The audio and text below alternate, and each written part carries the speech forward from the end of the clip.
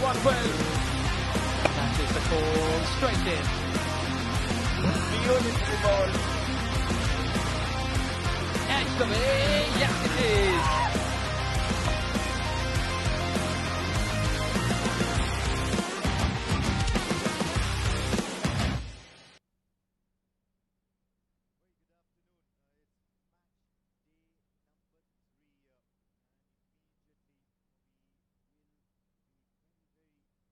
It's going to be some excellent conditions for cricket because it's against the setting sun and the conditions can never be better whenever you are against or away from that scorching heat. Speaking about heat,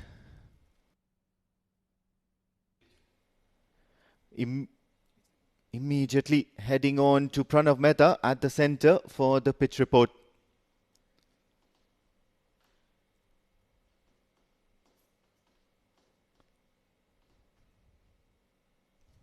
Day 3 of the Oman D10, and Oman cricket is going to be hosting a very interesting day because the wicket looks very interesting. But just before we go to the wicket and the conditions, a big kudos to the groundsman and Anup for maintaining these world-class facilities as world-class. Talking about the temperatures, somewhere around 35, 38 degrees, and that's where it's going to be hot. But under lights, the moving wind will ease the pressure. Talking about the wicket, the most important factor. You can look at these gaps which are slowly opening in, and it's just around the good length area, especially these gaps. And that's where I feel that there is going to be a little bit of turn on offer. But if you ask me as a captain, you wouldn't mind batting first, putting runs on board, and then holding the team tight. And that's where it's going to be for me in the centre. Off to the comms. Well, you heard it, and it's been that sort of a wicket here. Plenty of runs on offer, but at the same time, the bowlers can never be taken out of equation. Now it's the time for the toss, and we'll certainly have Pranav Mehta with the two captains as well. Day 3 of the Oman D10, and it's powered by Dafa News. It's toss time here at Oman Cricket. Alongside me, the captain Adam for Majis Titans. Captain Parmeshwaran for Bravehearts, and alongside is also the match official Mr. Hanus to make sure the proceedings are all right. Home team, Adams, flip the coin. Number is the call. Number it is. Param, congratulations to start with. What would you like to do and why? We'll have to bowl first actually. We did pretty well last match. We played better cricket actually. So we want to test how the bowling is. Wicket looks so good only, so we'll chase it out. And you're going to be bowling first. What do you want to hold them to? They're a good side. There is no specific target actually. If we bowl in right areas, I think somewhere between 50 to 60 will be very good for us. Fingers crossed. Changes in the team? We have 3 changes. One guy is injured, so we are bringing him Rashid, who is leg spinner. So it's a new talent for us. Let's see how it goes. Final question. How has this experience been right on the TV? Well, actually, you know very well last 2 seasons before I played it here, so it's something new for me as well as to few players. But it's very excited. It's not about looking into TV, but basically how good we play in the field. That is what is very important. You know better than it. So going good so far. Absolutely. Good luck. Thank you so much. Adams, toss not on your side. They're going to be bowling first. What would you have done and why? We will also want to bowl first, but it's a T10. You don't really care what you want to do first, so we just have to make sure that whatever we do first, we have to execute it, and it's going according to plan. They want to restrict you under 60. What's your thoughts on that, especially after the way you guys played yesterday? Yeah, like I said, it's a T10 game. Anything can happen, but we're looking to be positive, especially in our batting, looking to take them on from ball 1 on. So I think whatever we get, we've got a good bowling side also, so we can defend lower totals also. Your partner from South Africa, the left-handed champion, has come to party all of a sudden here at the Oman Cricket Academy. Before this, a lot of edges, a lot of low scores. All of a sudden, last night, crazy. Yeah, that's. I'm actually happy for him because in the T20 it was a little bit of a struggle for him.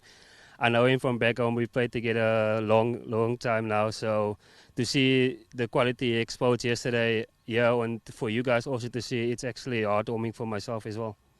Good luck then. Thank you very much. Right, then the news from the centre is that Bravehearts have won the toss and they want to take a bowling advantage first. Winning the toss, never a good idea, or rather a very, very good idea on most occasions to have a bowl first, and that's what we've seen mostly. Have a look at those sides. Adnan Khan, Narayana Satish Abbas, Abhinav Sharma, Jihan Klote, Nitish Nandedla, and Ferisco Adams, Mohammad Asil, Ubaidullah, Hemal Tandel, Abid Khan will be for the Majis Titans.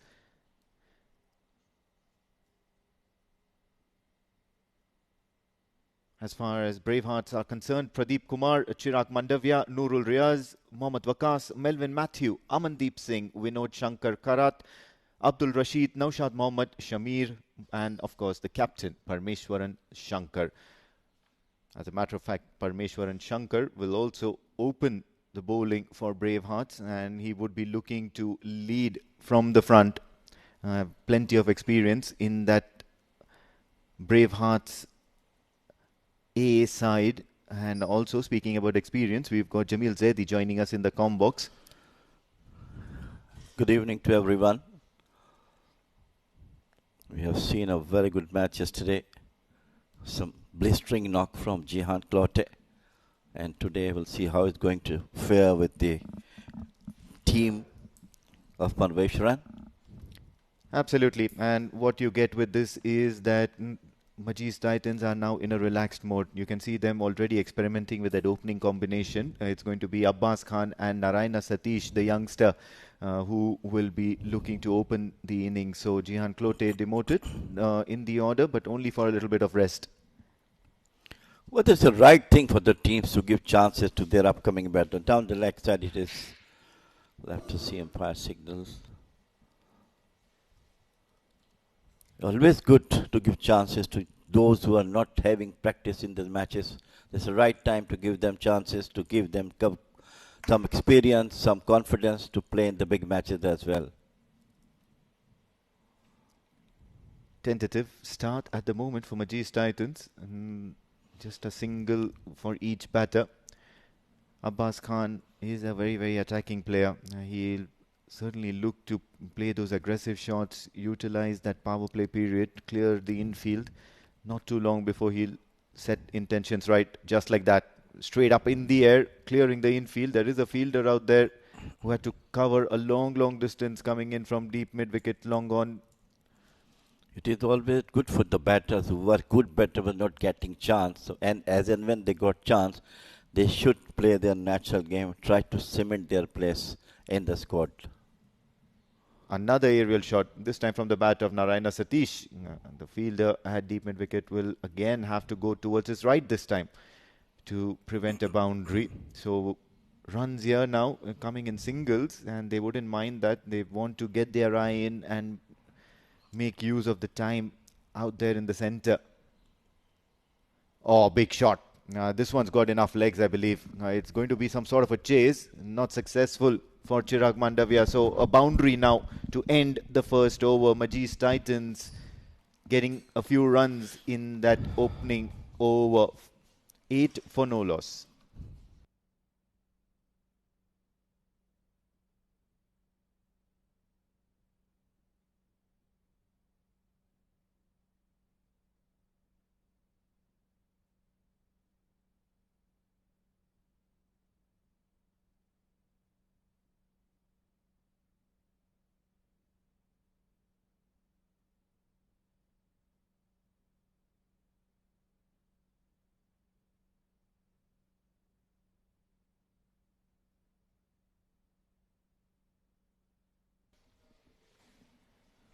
First over, Majis Titans 8 for no loss at the moment. And in comes Chirag Mandavia, a very, very exciting young player who's gotten a chance to break into this premier tournament.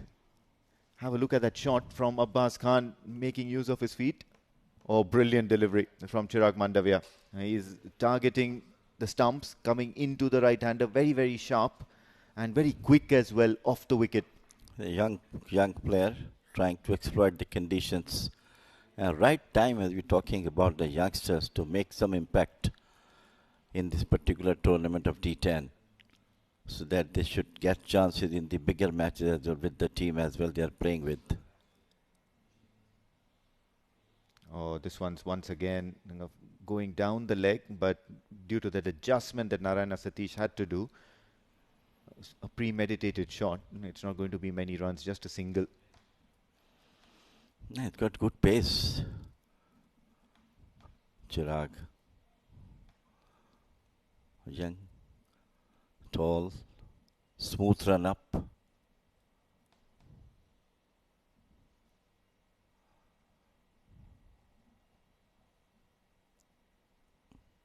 Coming in for his third delivery. This time he's punched down the ground. It's high and it's got enough pace on it to cross the boundary lines. Another boundary for Abbas Khan. So attacking mindset is what he's come out to the center with. Abbas Khan getting his second boundary of the innings.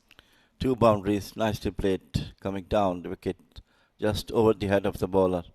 Smooth bat, 4 runs. So intentions are clear from both the batters. They're trying to get runs as much as they can to provide a good start for the team. Oh, it's in the air and there is no fielder inside the circle because third man has been kept outside guarding the boundaries. Couple of bounces to him. Wakas. A single being taken. Now it's going to be Narayana Satish. He played an excellent second fiddle to Gian Clote's destructive knock last night. Was very, very solid in his approach. His shots were absolutely pristine, perfect. Can he repeat the same today? Gets nothing but air. Big swing and a miss. Good thing that they're trying to get runs. I mean, not this time, it's not moving away from the wicket, standing and playing. Slightly moved towards the offside. Definitely ball will come in the middle of the bat. In the air, fielder looking to get it and a wild throw, a shy at the stumps. Nowhere was that a single to be taken, but they decided to take it anyways. Very, very risky end to this over. 7 runs of this Chirag Mandavia over. Majis Titans are 15 for no loss.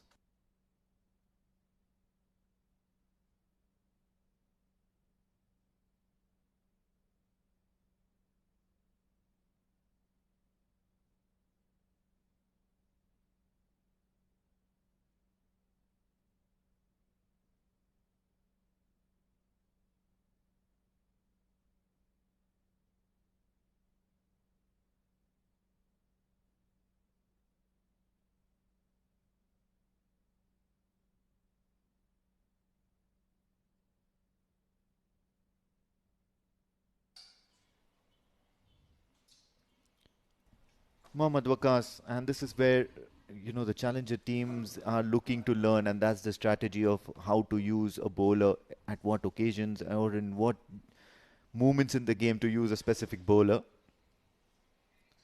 Played towards the onside by Narayana Satish, only a single, and I believe the team that does that well will obviously progress much more further in this tournament. Remember, there are 3 spots up for grabs in the next round. At the moment, there's a Group A and Group B. So a total of 6 teams then go into that playoff sort of a arrangement.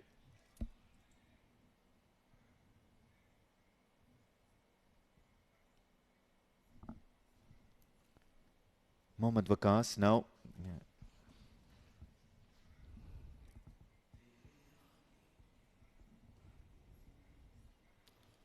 Very slow and tardy pace, keeping it outside the off stump. Well, so far so good from Wakas.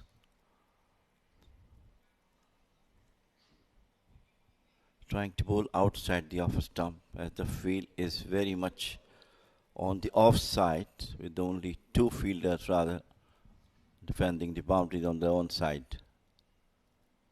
Looking for the wild swing, Abbas Khan. He's trying that quite often. And what this does is this creates that sort of a scenario for himself where he's played quite a few dot balls in the process if he's not able to connect. Also what this does is expose him to the risk of losing his wicket because now the fielders are situated outside the circles. In the air, a fielder interested and he'll take it.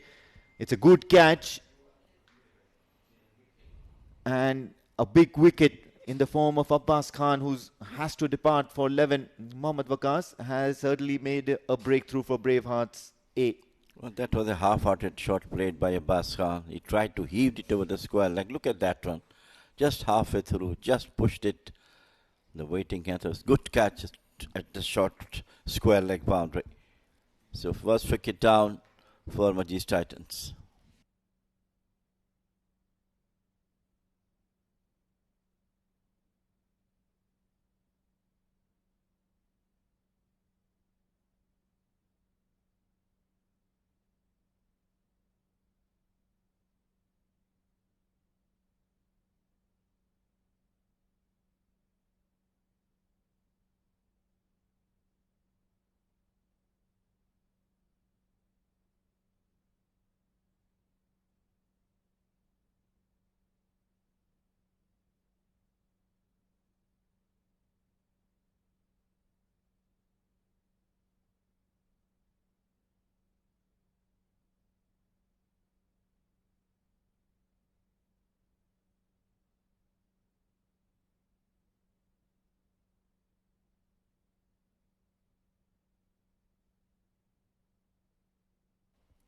Wicket falls and out comes the captain for today, Farisco Adams for Majis Titans, and this is going to be an exciting period of play while he lasts, because he can certainly hit the ball a long way. Very, very powerful and intentful striker of the ball.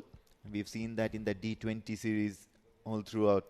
Well, that from then on, I think we have not seen him playing similar innings that he's played in the D20. But today, as a captain, he has come at number 3. So let us see how he's going to do. Keep his momentum of hitting maximums, or he's looking for the single center belts. Oh, this was struck very, very powerfully. There is a fielder out there at cover. Only going to be a single. He's more strong on the onside. I mean, anything comes into his radar. End of over number 3. Rather 3, yes.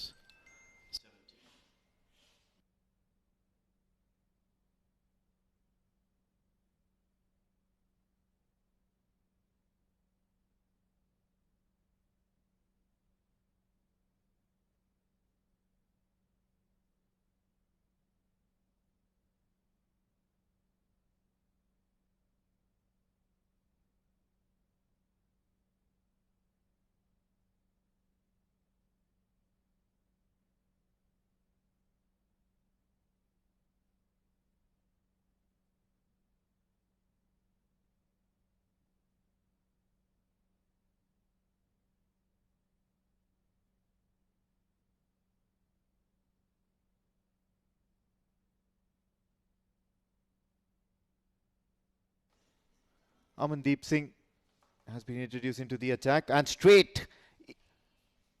It was cut very, very hard by Farisco Adams, a jumping fielder at point. Was looking to have that straight into his hands, but then it was too quick. Good attempt.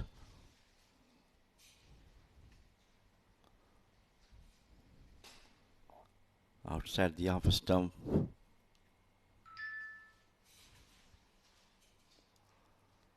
Looks to play behind, and he just got down on one knee and tried to help the ball all the way to the boundary, but then the fielder has done a good job in having it chased down. Amandeep Singh at the moment looking quite tardy at the moment. Strictly military medium pace. He's got that good line and length. If he can manage to do that more often, he would be quite... He could pose quite a challenge. But the medium pacers only try to give minimum runs, and that is their success. If they will contain the batters hitting boundaries, it will definitely a very good bowler who can do that. And it's also the right tactic where the keeper is standing up to the stump, so they certainly don't want Farisco Adams to charge down the track. Decent strategies here being employed by Braveheart, trying to keep the batters very quiet and lacking them of boundaries. Oh, this one's high. And everyone in the field is probably just following that ball, including the cameraman, because that ball has been deposited in the top tier of the academy building. Farisco Adams now joining Oman D10 powered by Dafa News, and it's going to be a 6 to his name. Well, that's what I was talking about. Anything comes in as radar this time, right over the head of the ball at the Academy building. Mighty one. Good strike, yeah, and immediately you can see the captain and the keeper all going over to Amandeep Singh and discussing what's going to be expected of the next few deliveries that he's going to bowl. Depriving the batters of boundaries will only lead to frustration, and then you never know, the batter might be looking to throw his wicket away, going for that aggressive shot. It's a decent option.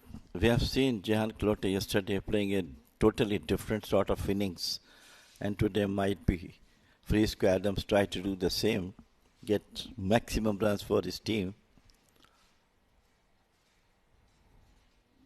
Oh, the restart, they've retrieved the ball, and Amandeep Singh will look to make amends. This time it's down the ground, it's hit powerfully. Fielder out there will prevent 2 here. So it's only going to be a single. Narayana Satish now will be facing Amandeep Singh. And that's what Braveheart A have done. They've been pretty decent out there in the field because they are a fairly experienced side. They know a thing or two about playing at this level. The captain Param has been part of the D10 and the D20 before, along with him obviously a few other players in the side as well. Well, that will come to see after 5-6 overs. Then you come to know exactly what the fielding side has planned and how they're going to stop the run flow. Thump towards the onside. One bounce to the fielder at deep mid-wicket. Will end the over with a single. Plenty of runs in this over, much to the liking of Majis Titans. 4 gone, 29 for 1.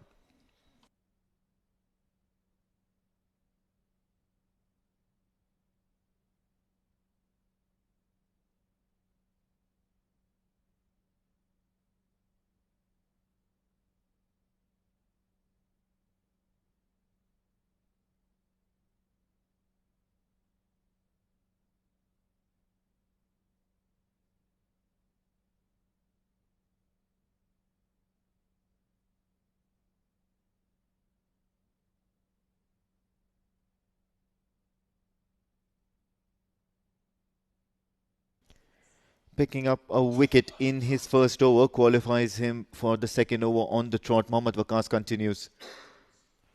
Narayana Satish has gone for a big shot and a little bit of juggle, and Chirag Mandavia has managed to pick a good catch out there in the deep at long gone. Narayana Satish has to depart. Waqas is doing the job for his team. Very well bowled and nicely taken. Popped out, but he really controlled that one and grabbed the ball.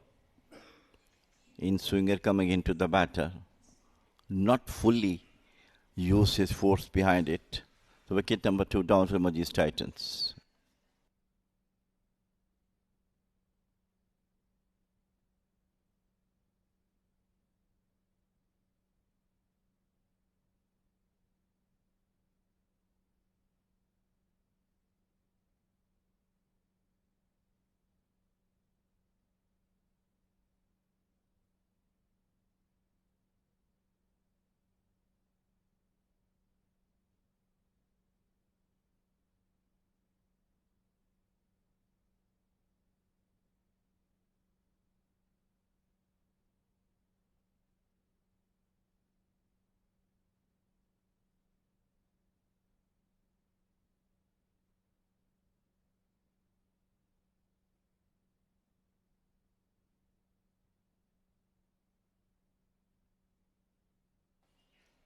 First ball wicket for Mohammad Waqas, and he's picked up his second for the night.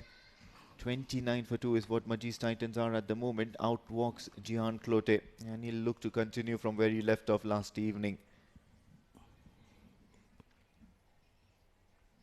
Just pushes it to the fielder at short cover. This pair can add some valuable runs for Majis Titans.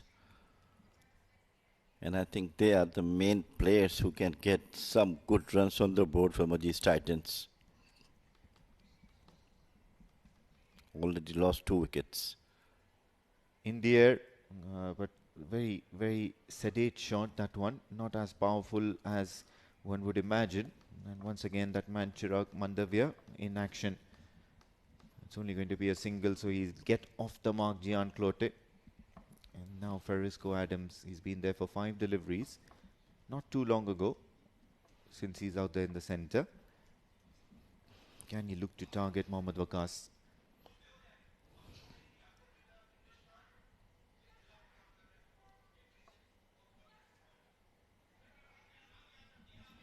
Pushes it to the fielder, point fielder in action. A very, very tight over by Mohammad Waqas. Underway at the moment. He's not giving much away, and just because he picked up those 2 wickets, and now all of a sudden the batters are wary of his operation. This time he rocks onto the back foot and punches it towards the covers. Amandeep Singh will return that ball only for a single. And another excellent over in operation by Mohammad Waqas. One more delivery to go against the left-hander Gian Clote. Will he look to strike? Because last evening he didn't waste much time. Intelligent bowling from Waqas. He's really bowling superb his 2 overs. Outside the off stump. Very, very good over from Waqas. End of over number 5. It is 31 for 2 Majis Titans.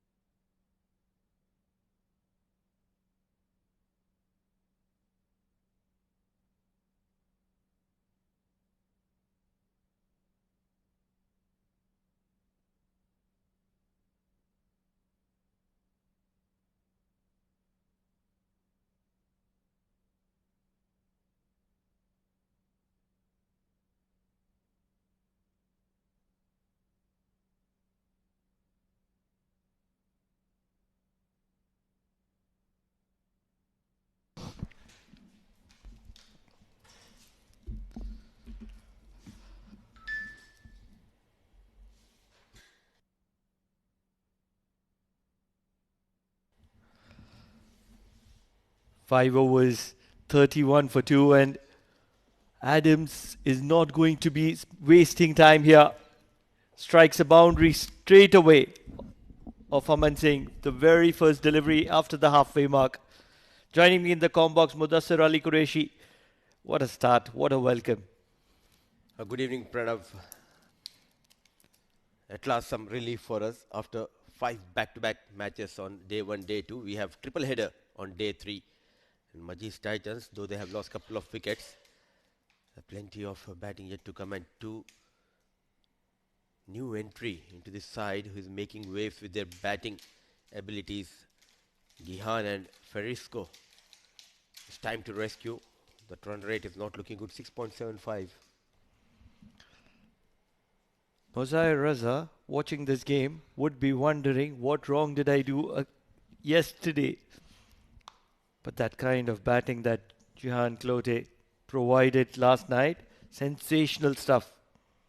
Just wonder why he's dropped to number 4 tonight. Taking his time at the moment. I like the way they are bowling. Not coming into the radar, not bowling full, keeping it simple. The ball just stopping and coming onto the blade. That's not giving these 2 batters to play those big shots. 15 of 9. Gihan, 4 balls, couple of runs. Big shot, big shot. He strikes, and he strikes really clean. Probably one of the fierce strikers here in Oman at the moment. Farisco Adams can strike a big blow, and he's just done that. Waited and waited. Number 10, Adams, very strong towards the leg side. Some movement coming into Adams, an easy picking. Strong lad, gets a maximum. A much needed maximum for Majis Titans. Not a great place to be bowling from with that kind of a pace for Aman Singh. Amandeep Singh, younger brother, elder brother of Jatinder Singh. Used to be my bench mate.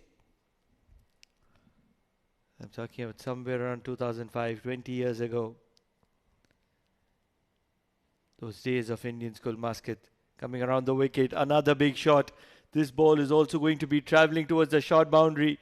Very difficult to keep Ferrisco Adams calm when he's in that kind of a mood. No mercy shown by Ferisco Adams. Back-to-back maximums. Singh is leaking runs. That took plenty of runs. 18 so far. Started this over with a boundary. And the fifth ball dispatched towards that cow corner. Clean hitting from Ferisco Adams. And talking about Singh, by profession is he DJ? One of Jatin's brother is also DJ, I believe. That is Jaspreet Singh. That is the youngest of the lot. Probably half a chance. Although in the process it's just going to be a single. So a 17 run from Amandeep Singh comes to an end. 6 overs done. They're just at the 50 run mark for the loss of 2.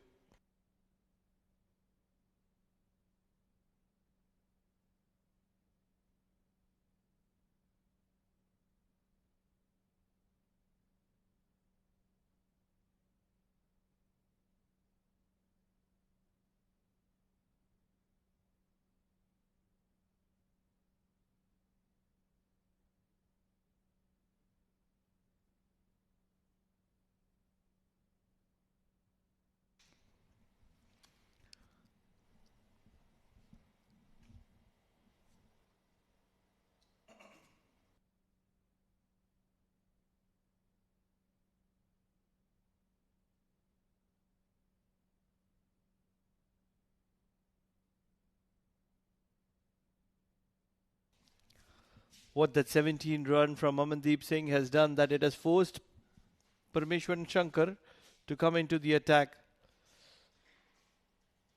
Not a regular left arm orthodox spinner. You can call him a left arm slow bowler. Has a few variations. And he's been around for a very long time. Struck very well. Ferrisco Adams has come to the party here at the Oman Cricket Academy. He's striking and he's striking a few lusty ones. Not learning from the mistakes are the bowlers of Braveheart. Coming into Ferisco, it means you're asking for some serious punishment. With ease, clearing those boundaries, another maximum for Adams. Another big shot, this time straight down the ground. And not much that the fielder can do about it because Ferrisco Adams is a fierce striker and he is making the opponents pay for their mistakes. Feeding these bowlers of Braveheart, and Adams is looking dangerous. All of a sudden, shift of gaze. This is much better, slow in the air, back of length. A quick single has been taken, but tough times for the intermediate teams. Bowling has been good in the last few games, but the problem is the batting. But today, Bravehearts, they're leaking runs. They started off really well, but Adams coming out with something special with the bat. And they had a decent start, Braveheart, in the first 5 overs. Immediately after the 5th over mark, it was Amandeep Singh who went for 17 runs in that over, and now 11 runs in the first 4 deliveries of Parab. In the air, in the gap, Jihan Clote is coming out of a brilliant innings last night, and he's continuing the momentum. The both hands on his head, but it was a well played shot by the left-hander batter. He knows exactly where the fielders are. A big gap between that short third and point fielder, exploiting those gaps quite well. Gihan Clote finds the first boundary of this innings for him. He moves to 6. Left hand, right hand combination looking dangerous. Closing the gap. Lucky to survive that one. That was a tricky delivery from Parmeshwaran Shankar. So 16 runs from this over of Parmeshwaran Shankar, and all of a sudden 33 in 2 overs, and it is Majis Titans that have taken control. 7 overs done, 66 for the loss of 2.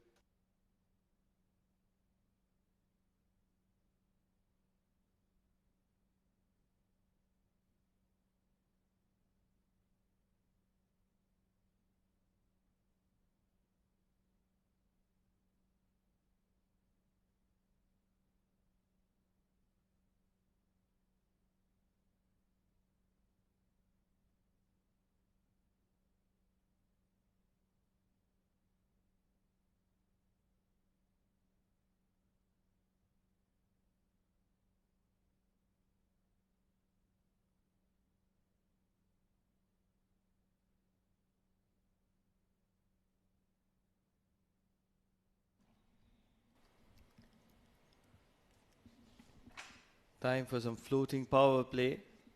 And Bravehearts is going to be trusting in the abilities of Chirag. Big shot straight down the ground. It's traveling and traveling really quick. A dive in vain because at the moment Jehan Clote is striking clean. First over going for 7, very economical because there was no Gihan, there was no Adams in that first set of power play. But now Gihan started off really well. The floating power play for first ball going for a boundary. What a connection. A valiant effort coming from the fielder, but no stopping. Cut well. Back-to-back boundaries for Jehan Clote. This is bread and butter. You can serve him for breakfast, you can serve him for lunch. At the moment, it's time for some snack. Playing like champion, the champion side of Majis Titans. All of a sudden, you can see runs are flowing from the blade of Gihan. Started last night and it continues here in Oman Cricket Academy. No Ahmed Kaleem at top of the order, and all of a sudden that responsibility has taken up by Gihan Clote. If you ask me, it's never a great idea with that kind of a pace. It's just gentle medium pace. Nobody on the leg side. This is going to be struck on the leg side. Just like that one.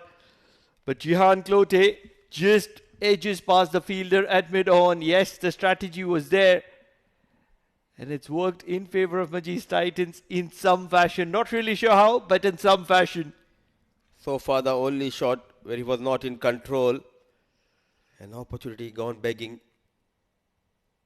Wanted to go towards that mid-wicket, but ball stopping and coming onto the blade. A poor effort coming from the fielder, Melvin. Survives Gihan. Probably one of the most poorest effort that we have seen in the Oman D10. Easiest of catches. This can't get easier than this. Change and field, long on and long off for Ferisco Adams.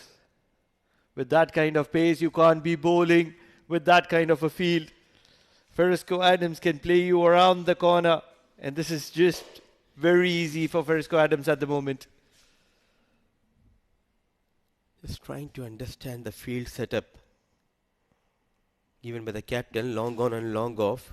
He's bowling back off length, especially someone who's very strong towards that leg side. It's always a good idea to have long off and deep extra cover bowl full towards that 5th and 6th stump. 13 runs so far, inching closer to his personal milestone. Oh, this is edge past the wicketkeeper. Boundaries flowing thick and fast. You're trying to understand the field. I'm trying to understand the bowler. What is a gentle medium pace bowler doing in the floating power play against two champion batters? Limited options for Parmeshwaran. Opting to go with the Mandviya. Oh, full swing, thick outside edge. The fastest 50 of this tournament belongs to Gihan. Got to 15, 23 deliveries last night. 18 balls, 47 for Adams. He'll be looking for a big one. He will get a big one. Gets to his 50 in style. Just 19 deliveries and he's past his 50. But Chirag Mandavia, 16, 17, 23 runs. Remember Muzahir Raza and remember Chirag Mandavia. Majis Titans making it count when it matters the most. Oh, what a hit. Feeding Adams toward that leg side. Easy picking. And with that maximum, the fastest 50 of this tournament now belongs to Ferisco Adams. 19 balls, 50 for Adams. 8 gone, 89 for the loss of 2.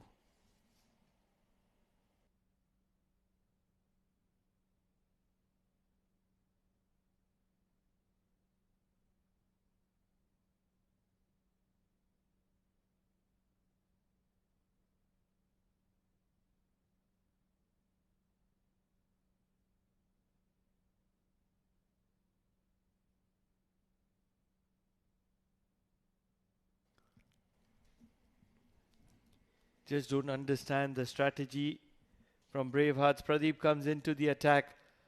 It's a half tracker and it's going to be punished for half a dozen. This is the easiest of options for Majis Titans here. This is an easy game of cricket. It's almost like bread and butter. It's almost like an evening snack, and it's very healthy. Under the lights. He's enjoying his outing, Gihan. In the previous over, it was Adams. Now Gihan, rock solid on the back foot. And straight away, sending Mohan Rao out of the park. The first delivery from Pradeep. Mohan Rao. I'm going to be asking you a question. When you have limited options, you want to use 5 bowlers.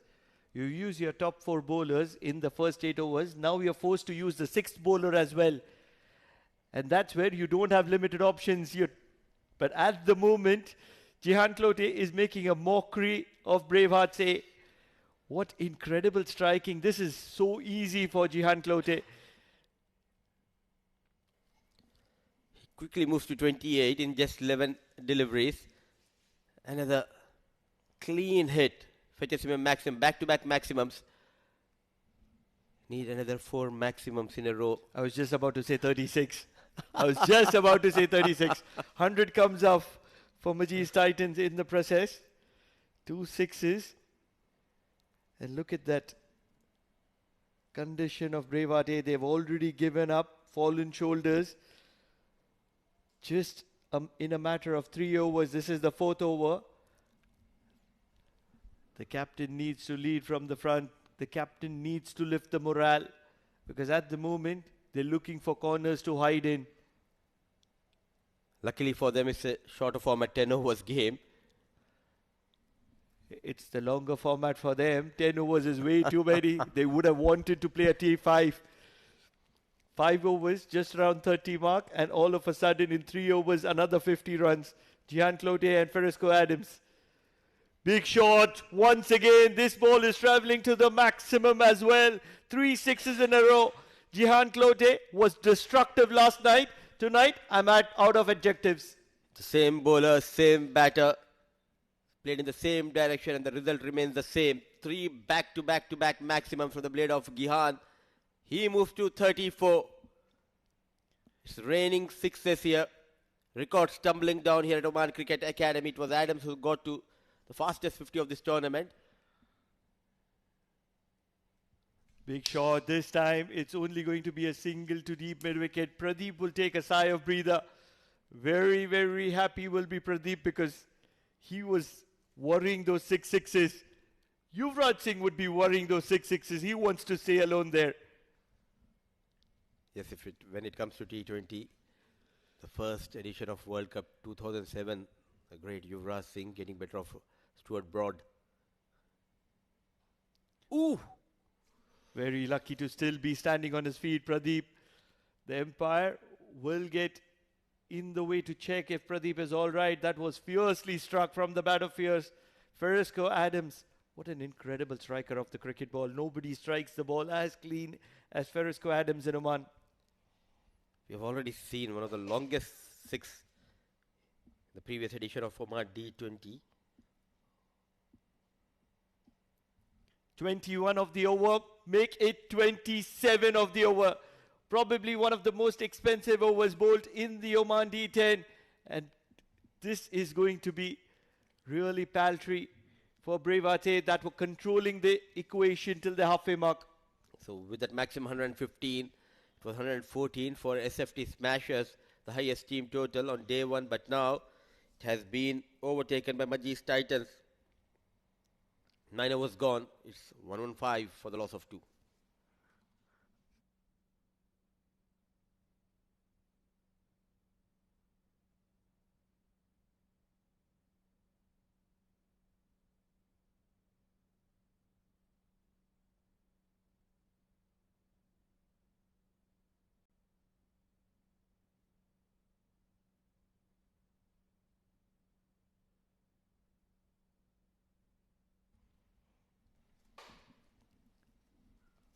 $108 for the loss of 2. Not really. It is 116 for the loss of 2. And that's the highest score in the Oman D10 2025 edition. Mudipa, if I can dictate the feelings of Pradeep, till the 7th over, he would be saying, why aren't you bowling me? And after bowling that 9th over, he'll be saying, why did you bowl me? This is all too easy at the moment. One bounce into the boundary for Jihal Klote. You can't be bowling like that. Half tracker, down the leg. Beat me was written all over it. They did not came out with a plan, and rightly said by the 8 overs on a trot were bowled by 4 bowlers. Now they're struggling to finish this first innings. They have got Pradeep to bowl that 9th over, which went for 27. Now Rashid started this over with the 4 runs. Gihan moves to 39. It's 120 on board. You talk about Shoaib Akhtar look-alike. Here we have Rashid Khan look-alike, and he has copied his name as well.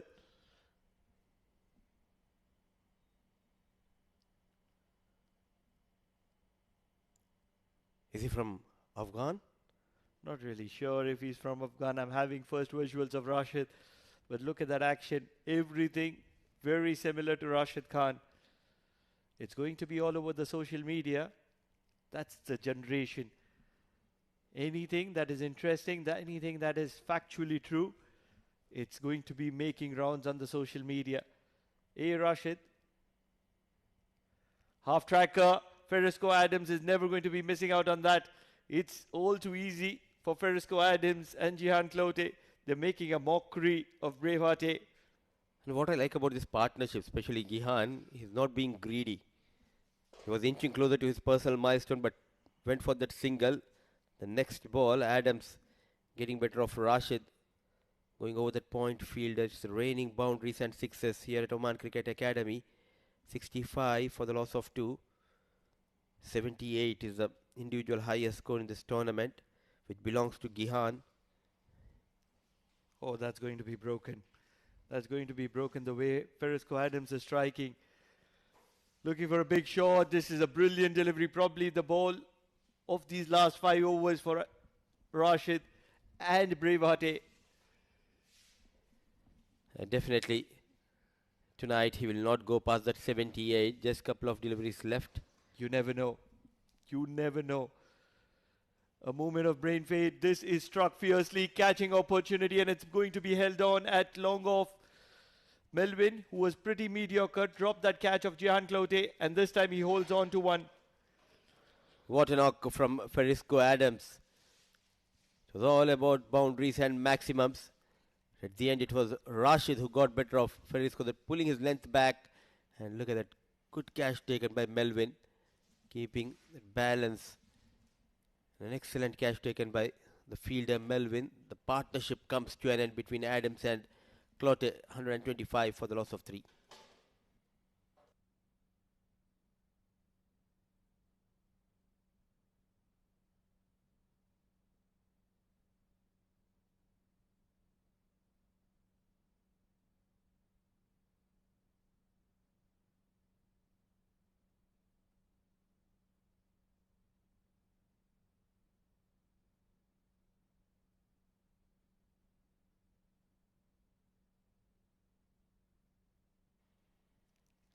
Mudipa, can you give it a guess? What was that partnership between Jihan Klote and Ferrisco Adams? Wild guess. It's not 3 figures. That's 98, 99? You're pretty close. 96 runs. What incredible striking that is. Especially from the bat of Ferrisco Adams. He's been sensational tonight. Just 30 runs in the first 5, and all of a sudden, approaching the 10 over mark. Full toss. This is struck, and Melvin, who held on to a good one and is going to make a mess of this one. So finishes off with a boundary. A good over from Rashid, not getting that support from the field on the final ball of this innings, going for 13 runs and got a wicket. For sure in the next game for Bravehearts, he'll get an opportunity to bowl 2 overs the way he bowled tonight against the likes of Adams and Gihan. A poor effort coming from Melvin. Not easy when the lights are on. So mammoth total has been posted by Majis Titans. The first innings, it clearly belongs to Majis Titans. The way they got those runs, the likes of Adams, a brilliant 50. Gihan continues where he left last night, another brilliant 40 of just 15. Unbeaten 40 for Gihan tonight.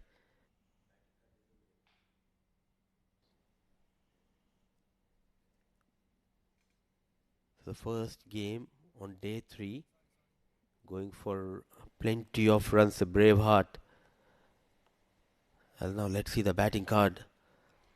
Adnan Khan was promoted up the order, got 11, and Satish took his own time, 9 of 11 balls. But it was Ferisco Adams and Gihan Clotes clean hitting which took the team to 129, 65 runs for Ferisco Adams, and in the process he got to his 50, the fastest 50 of this tournament in just 19 deliveries.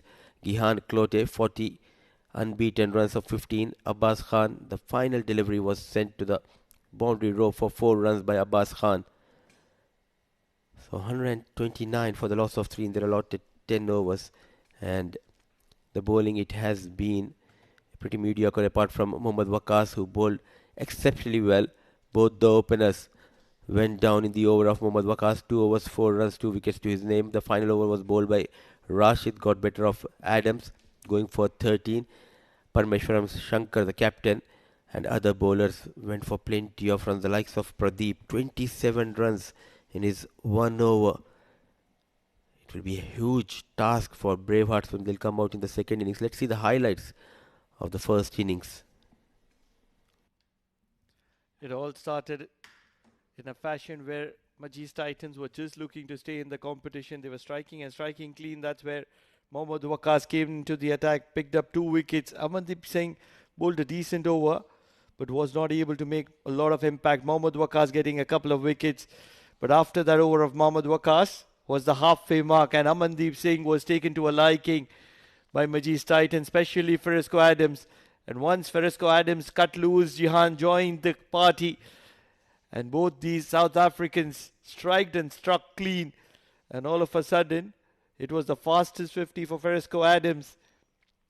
And that's where Pradeep came into the attack. And that was a moment for him to forget, because Gihan Clote struck and struck clean. 3 back-to-back maximums. It was almost a feeling whether it's going to be 6 sixes. Not really, but Ferisco Adams kept going after him. Rashid was looking to wind things up, and he was taken to a liking. Not for too long. Ferisco Adams is the wicket that he got. And towards the end, he had an opportunity to pick up 1 more wicket, but Melvin making a mess of it. And that's where the highest total of Oman D10 was achieved by Majis Titans. Can Bravehearts be in the equation? Yes, no, maybe. The answer just across the break.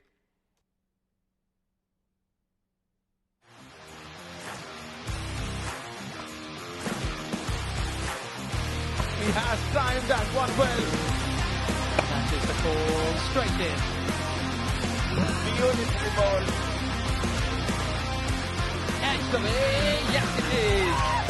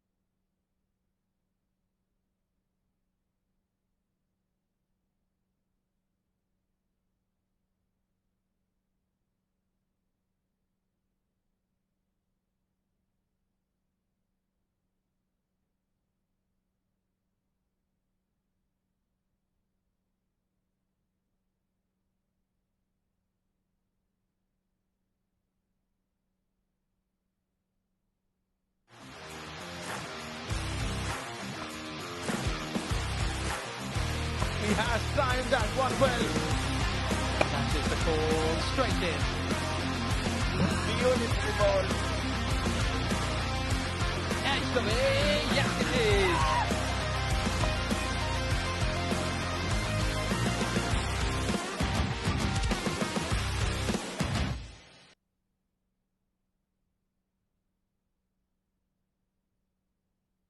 Good evening and welcome once again to the second innings here at Oman D10 powered by Fan Code. You've seen an excellent and a very, very attacking, explosive display of 10 over cricket, and the batting was exceptional. Couple of wickets early on, 11 for 9, Adnan Khan, Narayana Satish, 9 of 11 deliveries. But then the next two names are what it mattered. And Ferisco Adams, 65 of 24 deliveries, and Jihan Klote, 40 of 15 deliveries. And that was some exceptional striking. Some of the sixes were absolutely high and mighty. As far as the bowlers are concerned, all of them have certainly gone for plenty, especially Pradeep in that one over of his 27 runs. And Parmeshwaran, Shankar, Chirag, Mandavia all went for runs with an economy rate exceeding 10 runs and no, and that can never be too good. Saving grace perhaps was Mohammad Waqas, who picked up 2 wickets to himself for just 4 runs in his 2 overs. Only 3 wickets in the proceedings. But what is important to note, all of the runs were by the bat and no extras were conceded in the 10 overs. Joining me in the com box, Jamil Zaidi. And what do you make of that onslaught by the Majis Titan batters? Good evening. Yes, I mean, we were talking about it in the first slot when talking with Adam Freese, who has not yet come up to his expectation after playing the first D20 match. But today he's shown, yes, he is the player who can smash everything. And today he did the same thing. 65, explosive knock, equally good knock from Jihan Klote as well. Oh, Jihan Klote was very, very clinical. 15 ball 40 is not an easy knock to play. That meant that he should have been hitting those sixes with only a couple or 3 deliveries at the most to spare. And then after that, all of them were sixes. A large portion of the runs came from that over from Pradeep, and he went for 27 runs in that one over, as many as 4 sixes. But the maximum runs in a match up to now, 129. And of course, the first over of 27 also may be the highest runs given by a bowler up to now, I believe. Well, it's a different task at the moment for Majis Titans, and thus to wrap it up as quickly as possible. Hemal Chandil with the new ball in the air and straight away looking for some runs, as many as 4 of them. So, good start here for Bravehearts A, but it's just the early days in this battle because the target is at 130. Have a look at that moon. We are here for the lunar eclipse tonight, and it's at the moment Majis Titans are looking to eclipse the Bravehearts' efforts here. The intentions looks to be clear from Braveheart that they have to go for the runs, and exactly what Chinno Pillai has done. First boundary towards the third man. Quite a few more of these required from Braveheart at the moment, and they have to literally live to their name. Pradeep Mohan needs to be certainly looking to make up for all that he has done in the bowling effort. Oh, this one was very close to the bat. He's one of the best bowlers we have seen in the T20 as well. Brilliant run up, moving the ball in and out, extracting pace from the wicket. A complete fast bowler. Absolutely, and it's not going to be easy to take him to the cleaners. But have a heart for Pradeep. He is out there battling it out, the left-hander on strike, and those 27 runs will be haunting him at the moment. As of now, he's bought back 4 runs. Looking to take a quick single, challenging the fielder, and he'll get it there. Like good singles, of course, very, very important If you are not hitting boundaries, at least singles will keep you moving on. And that's the right thing Pradeep has done. After hitting that boundary, immediately went for a quick single. Task is a bit difficult, but of course, depending upon the batters, how they come and which intention they come and play those shots to come up to that big total. Big responsibility on the shoulders of Chirag Mandavia as well. He is that opening batter, the right-hander for Bravehearts at the moment. Oh, this is another swing and a miss. It's very close to the bat, beating the batters on a regular occasion. Hemal Chandel, that pace and swing, also nagging length that he looks to get, will always be a difficult task. Definitely. He has taken so many wickets in the D20 for Majis Titans in almost all formats, especially in D20. He has given them the start which a team needs from a fast bowler. Coming in for his fifth delivery. Oh, this one's really good. It's getting that spongy bounce that everyone's been talking about since last evening.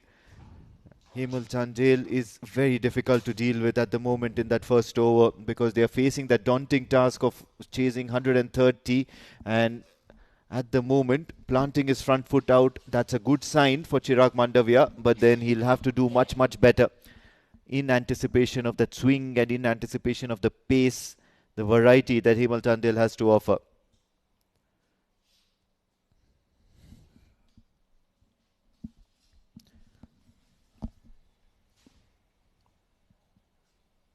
Decides to let this one go by. An ordinary over at the moment. Just 5 runs of this Hemal Chandel performance.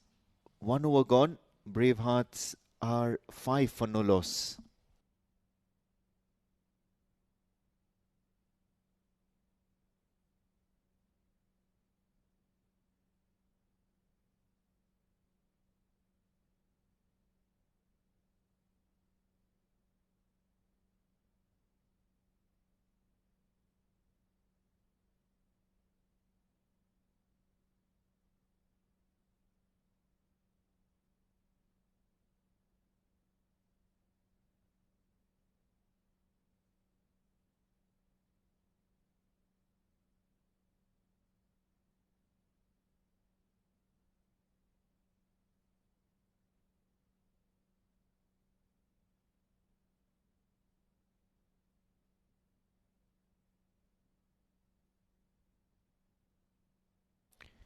Abid Khan for the second over of the innings. Slower ball, it's in the air and falling just short of the fielder at mid-off. The left-hander a bit too late into that shot. Two main strikers from Majis Titans. Abid Khan, also a very genuine fast bowler, doing his job as a main bowler for Majis Titans and getting them early wickets.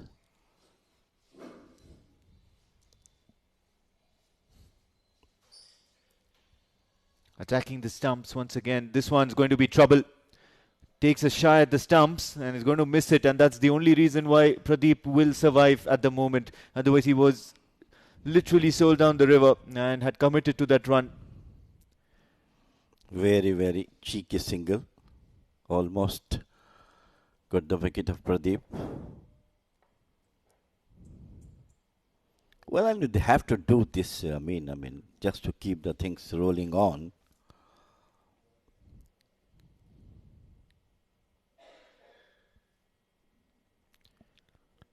Abid Khan otherwise a very good operator in those opening overs, and he'll look to target the stumps more often. Oh, this one's taken the leading edge and straight into the hands of the fielder, and that's going to be another wicket, or rather the first wicket and first blood for Abid Khan. Majis Titans strikes immediately and very soon. Not too much on board. Have a look at that.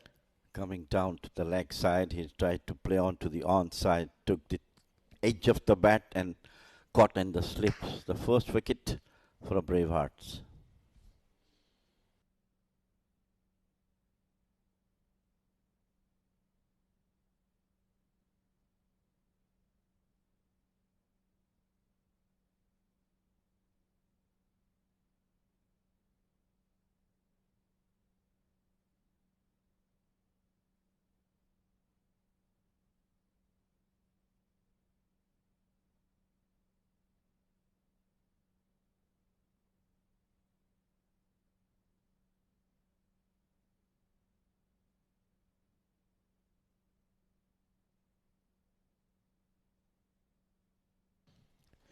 First wicket down for Bravehearts,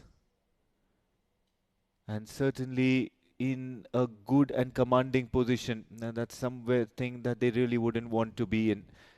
Pradeep not making up for those 27 runs. All he managed was 5, as a matter of fact. So he'll have a forgettable night. Melvin Matthews, he is out there for Bravehearts at the moment. Can they fight or resist the attack from Majis Titans? Another good ball moving into the right hander. Abid Khan is very, very confident, looking confident at the moment. A tap and run. The very first delivery he faced and ran for the singles.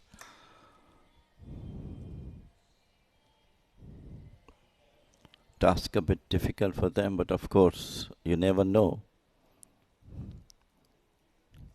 Any batter who can see the ball well, smash the ball, like Adam Frisco done, might help them. Full this time around, and he's broken the stumps, literally broken the stumps, because this one was well directed, swinging into the right hander. Chirag Mandavia will not be very, very happy when he looks at the highlights, because this dismissal was a delightful one for the bowler. Beautiful delivery, moving into the batsman. No chance for her to bring the bat in between the bat and the pad, ripping through the stumps. Beautifully bowled. Wicket number 2 for Bravehearts.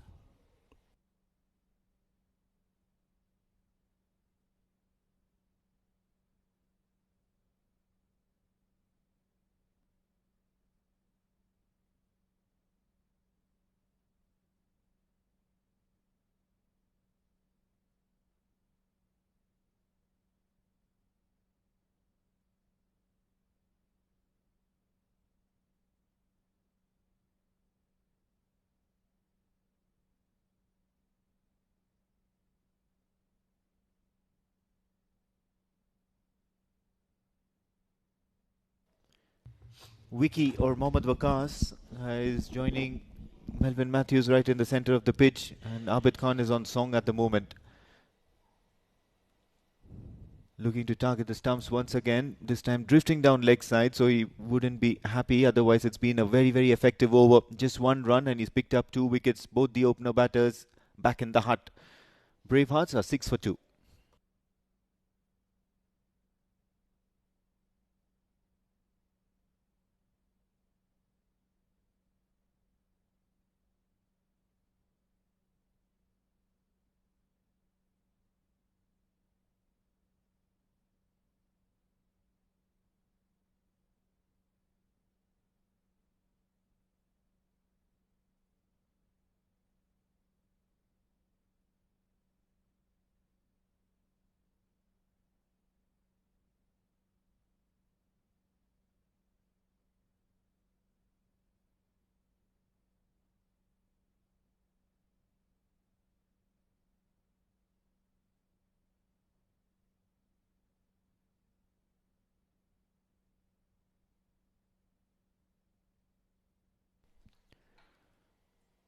Continuing the onslaught, the Majis Titan bowlers are completely routing the Bravehearts side at the moment. It's going to be Mohammad Asil with the ball for the very first time in this tournament. And what the right time to experiment and try out some new faces and give them a little bit of backing and match time. Yeah, definitely, yes. Time. They have to give all those who have not been part of D20. But this is time for them to bring into them, show how good they are. Works away, and it's only going to be a single. Looking for that second, but will decide smartly that they wouldn't be taking on the Majis Titan fielders no matter where they're located, especially when you have somebody like Vishwa Vijayaratne who's very close, but then he's not playing this game today. There are teams who have got so much people sitting on the bench, especially this Premier League teams like Majis Titans, Royal Stallions, and Yalla Shabab, Muscat Thunderers as well. He'll have to reload that one again. Early days for him in the tournament. Well, looks to be confident one. This boy, Asil. He's got a good run up and certainly looks to deliver the ball at a decent pace. So plenty of stuff to like about him. They've built a very good roster, Majis Titans, for the D20 and then now spilling over to the D10. Takes it in short and asking some serious questions, and probably Waqas would be in two minds whether he needs to go for the cross-batted shot or whether he needs to guide it to the offside. It was a clever ball from Asil. The batter was expecting a short pitch delivery from him, but he just slowed it down.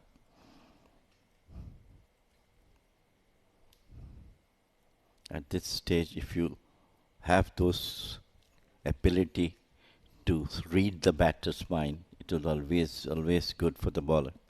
That's going to be very key here because the runs need to come in this over. He looks to chase this one. Living dangerously at the moment, Mohammad Waqas. He's looking to chase the ball. He's looking to cut it ferociously. There is some incentive for him because the fielder is up in the circle, the backward point fielder. So a thick edge will probably be a boundary, either a 6 or a 4, depending on how hard he slashed at it. But then the risk is that the bowlers are certainly breathing fire. It's too quick to handle.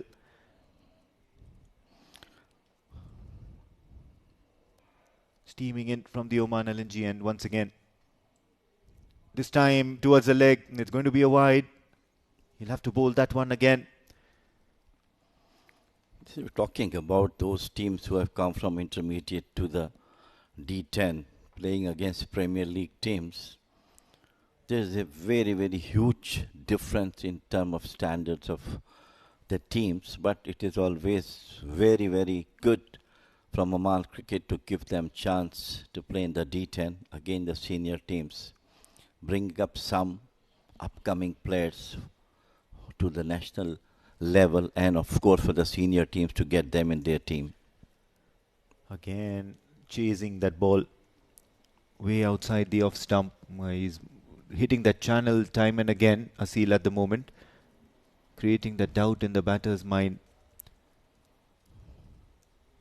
Will be very interesting. He's got one more delivery left in this over. If he can manage to put one into the right-hander, and that will be curtains for Mohammad Waqas, or could be curtains rather, not undermining the quality of Mohammad Waqas. He's a decent batter, but it will certainly come as a surprise. Wondering if that's the sort of strategy that Asil is looking to employ. Oh yes, but then this is dealt with severely. It was far too full, and Mohammad Waqas frees his arm and gets a big 6 to his name. A welcome boundary, some runs here that the Bravehearts can boast of. What a way to end the over. Have a look at that. It was full and drifting down leg, so he probably couldn't get the line right on this occasion, but the intention was absolutely spot on by Asil. Nonetheless, a great shot by Waqas.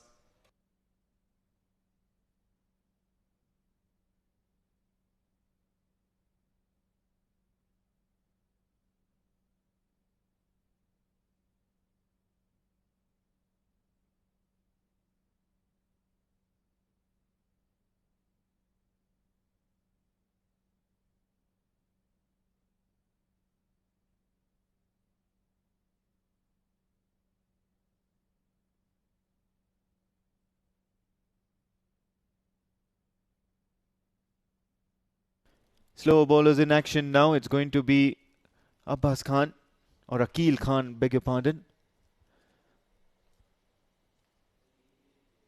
Looks to flight the ball on the field, well spread out at the moment, and that will be to dry up the boundary so that the batters end up getting a little frustrated and look for riskier options.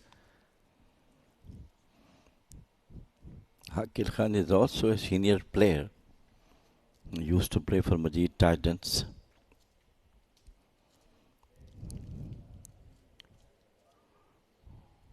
Short this time and plays it with soft hands for a single. Couple of singles now. Waqas is looking good at the moment. He is liking the pace that's coming onto the bat. Some resistance has to come from those teams against the senior teams. Quicker one outside the offer stump. Quickly came back. Could have been suicidal. Well, yes, resistance, and the thing is that the batters at the moment are falling short of expectations. It's the shot selection and not the ability that's creating a concern for the challenger teams. They'll be up next very soon, behind in the background.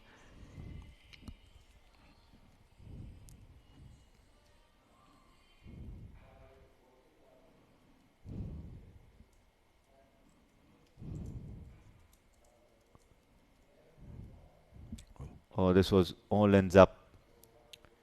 I got a very, very high full toss sort of a delivery, and he'll be lucky he hasn't gone for plenty in that. The umpire is also deciding not a no ball, and the batter was taken by surprise. Or foolish delivery, and it was in the air for a fair bit amount of time, but that fielder towards the leg side is stationed right at the boundary rope, so a good end to the over. They're trying to starve the batters for runs. Only 3 in this Akil Khan over. 17 for 2 BHA.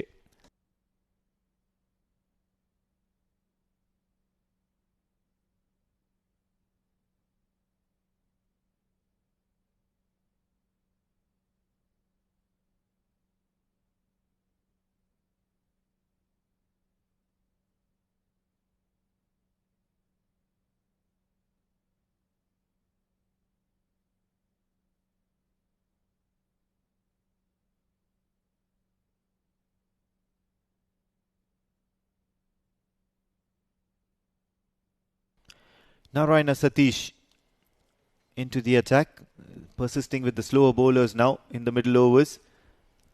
Once you're out of the power play, they would want to get done with the overs as quickly as possible, not giving the batters too much time to think about what's happening at the moment. Looks to chase it outside the off stump. This one's a misfield and will fetch a boundary for Melvin Matthew.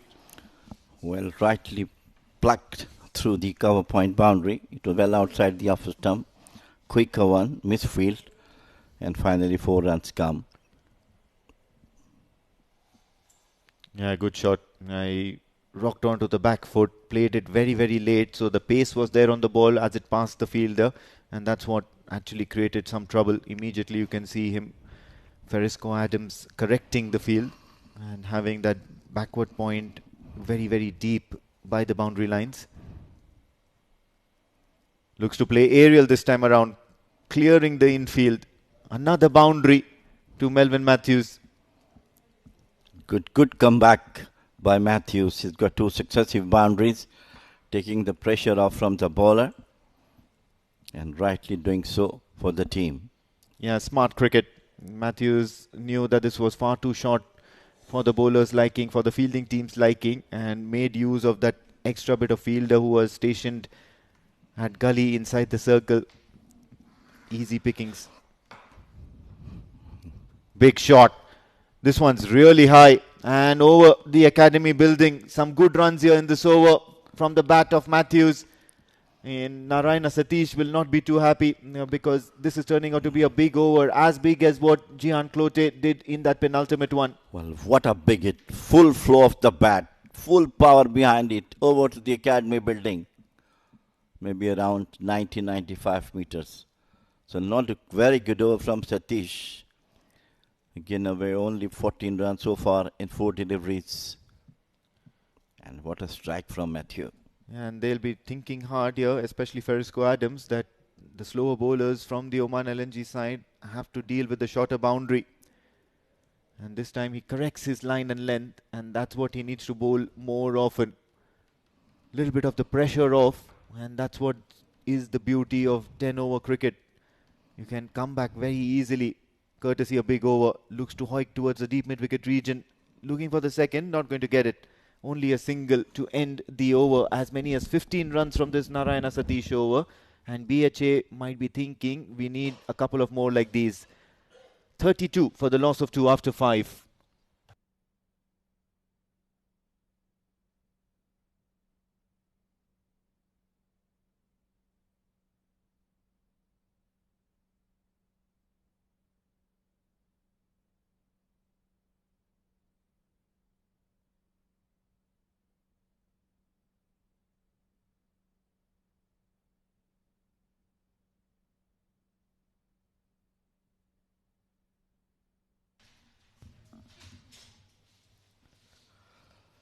Five overs, 32 for 2.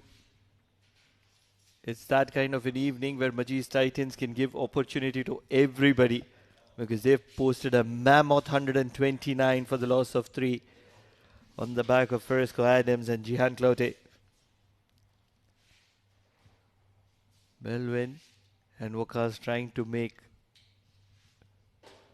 some use of that opportunity that they have in the middle.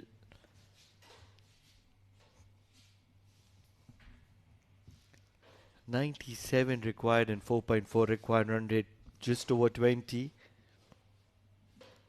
And that means that it's a game of boundaries. In the air, this one's going to be fumbled around for a boundary. Abid, generally a decent fielder, and Abbas is not really happy with their effort in the deep.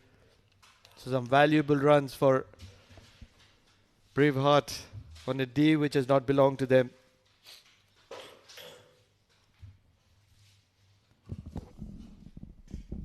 Played uppishly and in the gap. Flicked around for a single. Joining me in the com box, Mudassir Ali Qureshi. Mudipa, if you're a decent bowler, you won't be leaking a lot of runs on a wicket like this. It's a tricky wicket. But then if you don't have that quality, then you're going to be paying a hefty price. And that's what we have understood since last evening.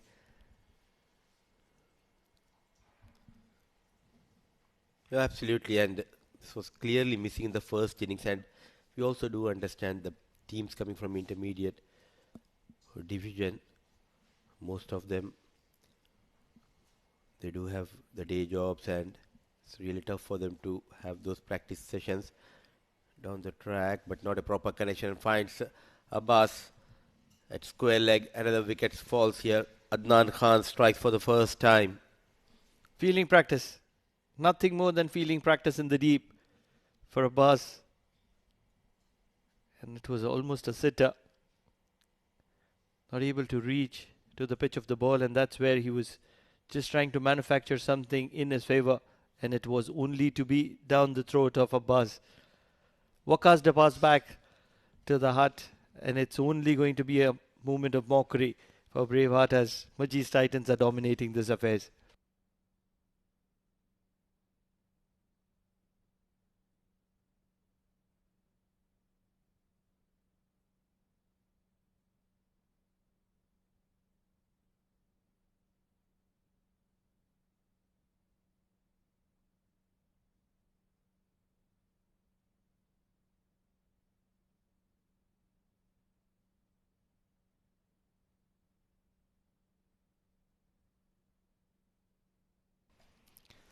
Riaz comes to the middle.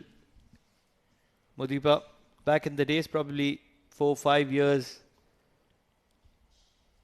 back in time, Riaz was one of the premium players for Enhance. You've heard a name very consistently in the com box, Guru Prasanna. One person that a lot of these players owe to, and Riaz is one of them. Cut well. It's only going to be a single on this occasion. We'll talk more about it. 6 overs done, 41 for the loss of 3.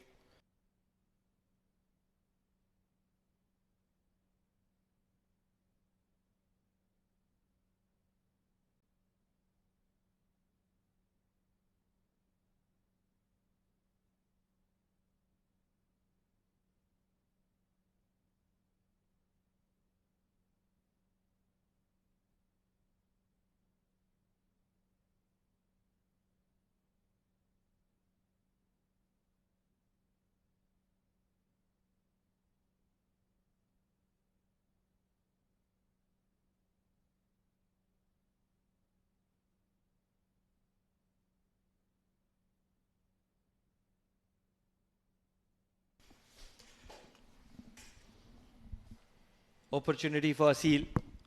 He comes in from the Oman LNG end. 8 runs off his first over. Back of length and pulled well to the player in the deep. Abid, he's been a busy character in the deep. He looks to me a promising talent. Abid. Asil. Asil? We're talking about this young lad. Don't talk about promising talents. We spoke about Muzahir Raza being a promising talent. And there he conceded 23 runs. Broke the back of IS Invincibles. No, but again, someone like Stuart Broad who went for 36 runs. After that, he made a comeback. So it's just a learning process for all these boys. One bad I'm going to game. justify it. I have a point to make, and I'm sure that everybody will agree to it. Lovely outswinger. We will have a lengthy conversation. And where I'm sure that Pranav will not agree to me. But you're going I'll to be make agreeing sure to by me. the end of this tournament, he'll agree to whatever I'm going to say regarding, especially for the fast bowlers, Pranav. It's really tough. Back-to-back matches and conditions are also tough. It's a shorter format. Batting friendly tracks. Yes, they do made a few mistakes. You need to adapt to the conditions, but bowling fuller and going for runs. But hopefully in the next game, young Raza will make a comeback. So is Yasir Dur. Now I'm going to tell you a story. Just a few years ago, there was a player called Gopi in the Premier Circuit. He was around the national ranks, one of the probables. And when he used to come to play friendly games, I used to tell him a line. You have to earn your respect in every game that you play. Because if you get thrashed around playing friendly games, players won't respect you as a quality bowler. You have to put in your best effort. And that especially at this level, when you're playing at this level, the very first delivery that you bowl, it has to be an effort delivery. Because if you don't do that, you will give the confidence to the batter. And to justify my point, Muzahir, if you look at those initial deliveries of Muzahir Raza, they were just warm-up deliveries. Yes, if you go back in time, in the 1990s, there were bowlers would talk that the first over, I was just warming up. Gone are those days. You have to come in good. And that's where, as a promising youngster, I believe he's a huge potential, huge talent. He needs to learn and grow from that. Because Jihan Clote, who had still not arrived in Oman, yes, one of those man of the matches, but look at the number of edged boundaries that he got in that semi-final, almost a semi-final encounter in the D20, where he won the man of the match. A lot of those runs came from the outside edge. And here in the D10, for the very first time, he went all guns blazing, and now he's a different player. The first two boundaries against Muzahir Raza, it was the outside edge of Gihan Clote's bat. It went over that short third. For me, going for runs is not a problem. For me, what I'm looking for is the attitude. How you are going to carry yourself on the field after leaking 23 runs. He looks confident. He gave the 23, but in the next over, when Yasir Dur was leaking runs, straight away, from long on, he went to the bowler, Yasir Dur, and had a piece of advice. So it clearly shows he's a thinking player. Yes, 1 over gone for runs, but in the second over, he's looking ahead. What needs to be done? I agree with you. I'm not going to be countering you on that. My point is that apart from that 5-wicket haul, he's a national asset. It's a big term to have behind your back, national asset. It's a prized possession for IS Invincibles. Is he justifying his position? up in the air. It's going to be falling in the gap. It's only going to be a single. 1983 World Cup winning team, India, a no ball has been called in the process by Hanus, a rare overstepping by Asil. The player of the match from that final, great Mohinder Ramanath, he made 9 comebacks into the national side. He was dropped after every year after having 2-3 poor outings, but he made a comeback by scoring plenty of runs. So one bad game or one bad season doesn't make you an average player. That is what I feel. Talking about Mohinder Amarnath, you can talk about Marvin Atapattu as well. From the same category, looking for a big shot, not able to connect. I'm not complaining about that point. We're going to be talking more about this, and this is going to be a very interesting topic. 7 overs done, 48 for 3.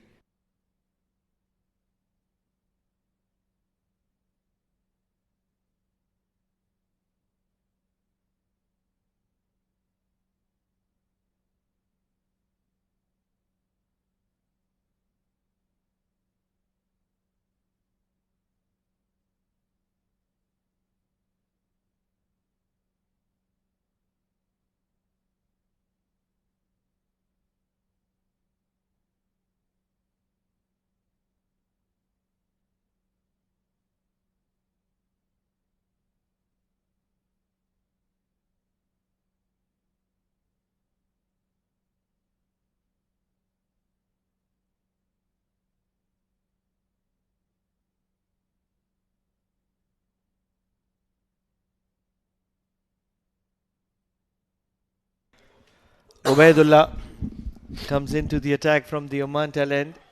It's a night when he doesn't have to do much because 82 required of 18 deliveries.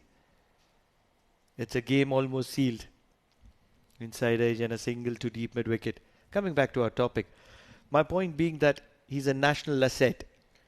He's been around the national ranks. He's represented Oman. He did fantastic in the World Cup qualifiers, CWC, which were held in Oman, where there was nothing for the pacers.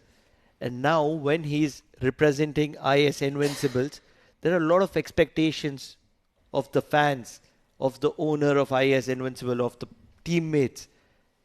Is he standing up to it? Is he doing justice to all those expectations? The answer is pure blank no. There is no point of discussion. Because except for that one 5-star. It's not his mistake, right? If you are expecting a lot from Muzahir Raza, it's not his mistake. Not a lot. He has won the game against Netherlands by taking that brilliant catch. Agreed. I'm with you on that. One bad tournament doesn't make him an average player. That is what I'm trying to say. Yes, someone needs to talk to this young boy. He's just 20, 21 years old.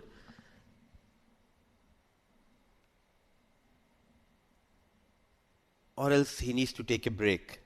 At least 1-2 weeks break. Exactly my point. Just stay away from the game, enjoy with your family, come back with fresh mind. Because sometimes when you're hammered for runs and you try to come back on the very next day and try to get those wickets, in the process, you leak plenty of runs trying to generate that pace. So all you need to do is stay away from the game. There's a very, very famous saying. It's called the gambler's attitude. Oh, wayward Ubaidullah trying to put in that extra bit of an effort. Gambler's attitude. What is a gambler's attitude? Once he starts losing, he gets desperate to win, and in the process, he loses more. Right now, a young Muzahir Raza is not doing great, and he's so desperate to perform that he's failing more.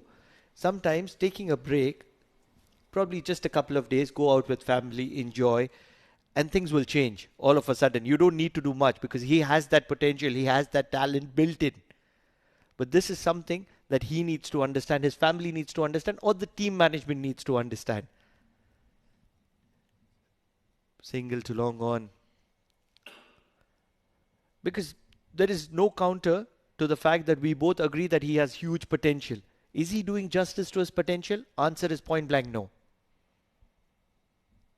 You had a long career, Pranav, here in Oman. 25 years. Yes, so you also had tough seasons, right? Absolutely. So what was the mantra to make a comeback, a strong comeback? I'm of a different category. My willpower is the toughest probably that I've seen in any youngster. And what I'm going to say is going to be shocking. For me, it's not about the nets that you do. It's about the game time. So if I wasn't striking the ball well, I will go and grind in the middle. I'll not score those quick runs. I'll talk to the team management. I'll tell them that, okay, I just want to be in there. I'm not going to go for the big shots. I just need one game. And in that one game, once I get that grinding knock, all of a sudden things change. But I was a batter. My mindset was different. Wicketkeeper, mindset is different.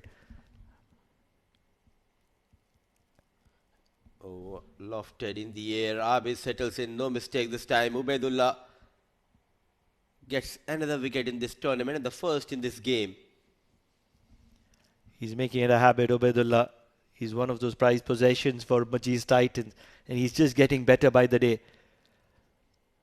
Giving it the width so that Riaz is not able to get underneath it, and all that Riaz could manage is to sky it to sweeper. 53 for the loss of 4.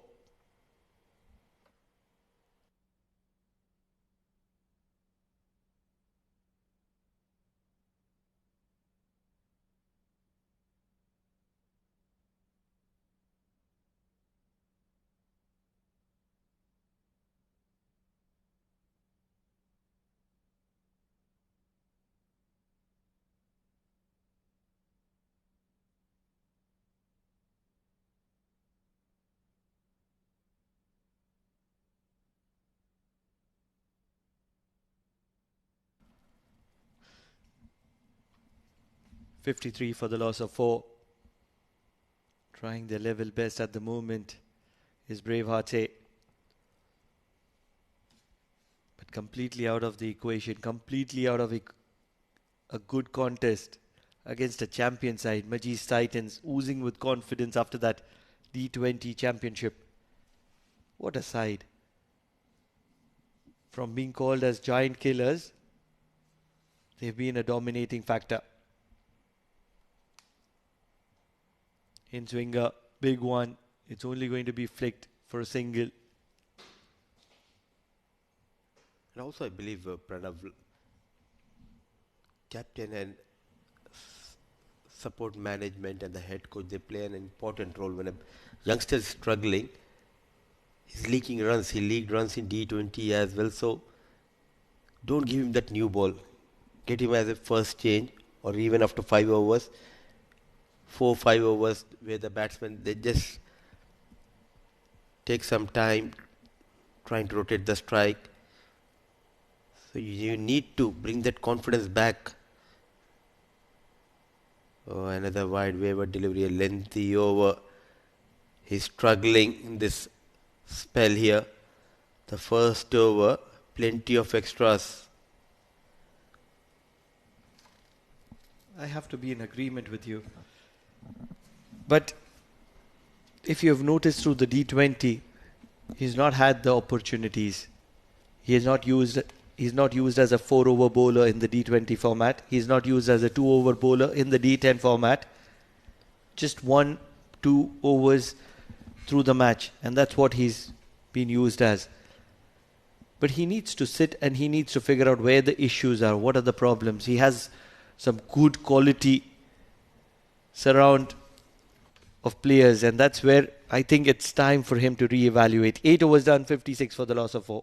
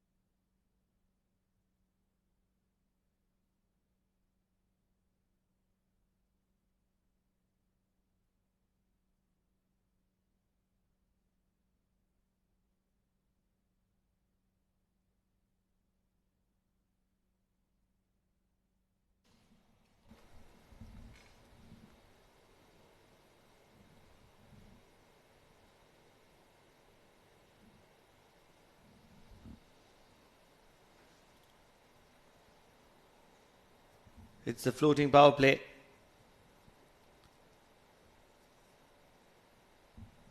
Just coming out of a compulsion. It's the penultimate over, and this is where you're compelled to take it. Whether you like it, you don't like it, you're compelled. Abid into the attack from the Oman LNG end. Big shot, not going anywhere. They're appealing. Empire is unmoved at the moment. Jihan Clote. Believe it was just a celebration appeal and nothing much more than that. Two fielders in the deep.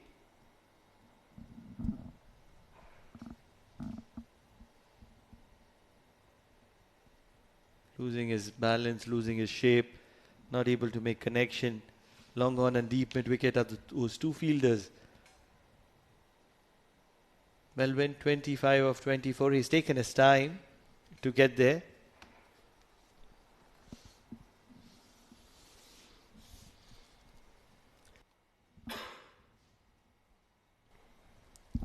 Bowling from behind the wicket. It's cut and cut well in the gap. And once you find the gap in the floating power play, it's always going to be a boundary.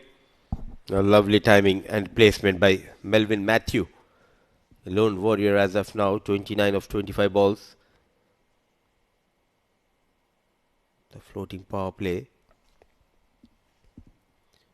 Trying to be smart there, not reaching that popping crease and delivering that ball. That is the reason he was not able to generate that pace. Easy picking for Matthew. That could very well have been a no ball as well. Sideline coming into the factor. Oh, good bouncer. Back of length and Melvin not able to hold on to his bat. What a reply, what a comeback by the left arm quickie. Abid hitting the deck hard and Melvin was surprised. Was not in control. Losing the grip of the bat there. Almost feels as if Abid was done playing games with Melvin. No more variation, says Abid. And it was a sharp short pitch delivery. Oh, and a bouncer. Abid is looking lethal. No more games with Melvin, says Abid. And look at that smile, the wicket keeper Gihan. You made a mistake, Melvin, by getting those 4 runs against Abid. 2 brilliant deliveries after conceding that 4. Testing times for Melvin Matthew.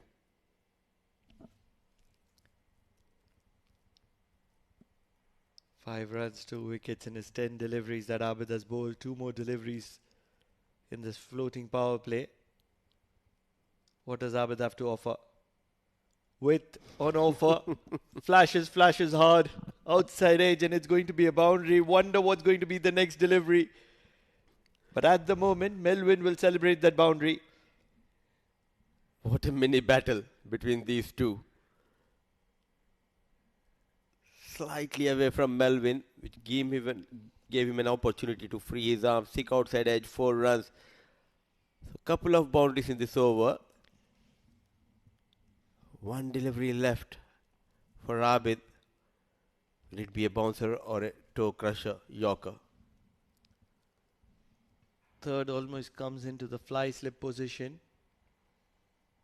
Short, sliding down the leg, and this one will be required to re-bowl. Melvin was almost expecting it. He was in the position even before Abid delivered the ball.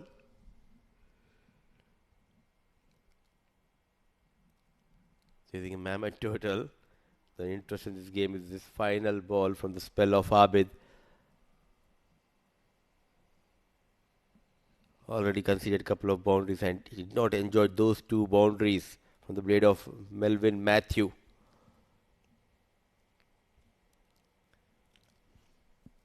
Is this going to be short? Abid. Slower delivery, full, and it's going to be scampered for a single. So 10 runs from that over of Abid. 64 required of the final over. It's mere formalities.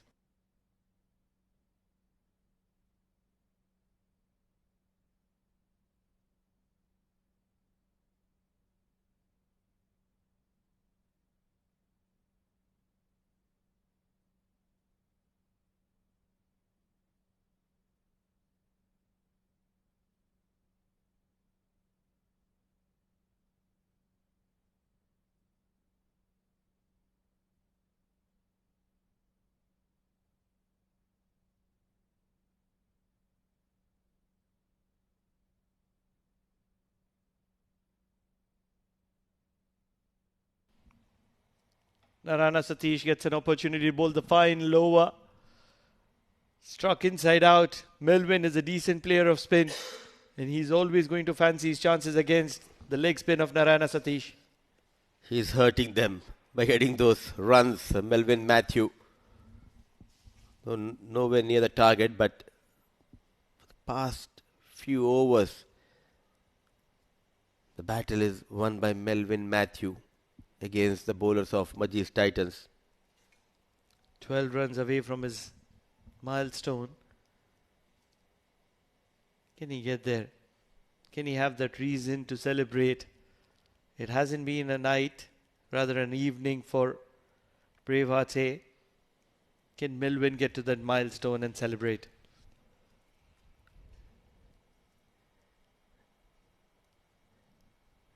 Youngsters getting a lot of opportunities in this tournament. Wicketless so far, Satish. Bowling wide of the arc of Amandeep Singh, who's just played a couple of deliveries. 71 for 4. It's a decent effort considering the circumstances of this game.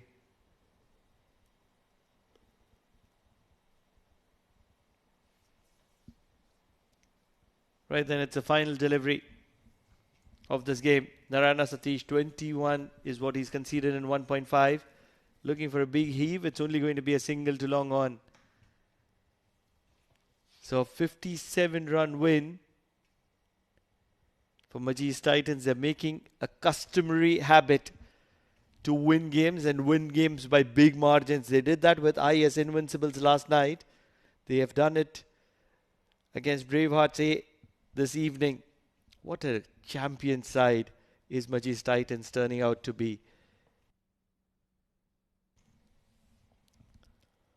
It all came down to the prowess of those two batters that helped Majis Titans to get to 129. Jihan Clote, Adam Fresco, two champions from South Africa, finding home away from home here in Oman. It's a country of hospitality. But talking about the batting of Braveheart, not a lot of contributions except for Melvin Matthews, 40 of 33. He had a little bit of a partnership with Waqas, 12 of 9. But apart from that, nothing much to talk about.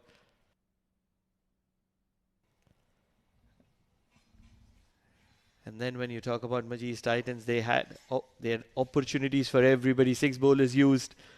2 wickets for Abidullah, giving away just 11 runs, and 1 wicket apiece for Adnan Khan. Just 12 runs in his 2 overs and 8 runs in his 1 over for Ubaidullah. And that's where they were able to contain Braveheart for just 73. And hence Majis Titans have won this game by a mammoth 56 runs.